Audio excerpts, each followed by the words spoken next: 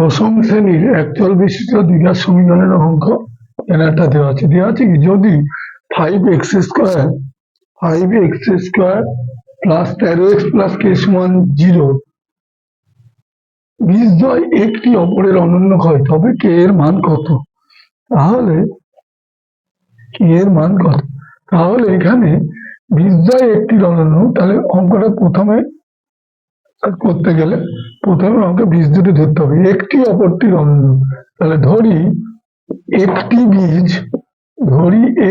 বীজ সমান আলফা, অপর বীজ সমান অনন্য বলেছে, তাহলে 1/আলফা। এবার বীজদ্বয়ের গুণফল, আমরা জানি বীজদ্বয়ের গুণফল হচ্ছে c/a। তাহলে এখানে বলেছে বীজদ্বয়ের গুণ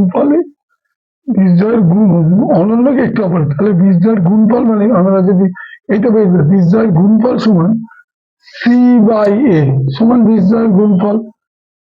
তাহলে c মানে কত? কে। a মানে 5, তাহলে k/5 সমান, এটা কেটে দিলাম 1, তাহলে k সমান 5, অ্যান্সারটা বেরিয়ে গেল। তাহলে কে এর মান 5 হলে একটি অপরটি অনন্য হবে।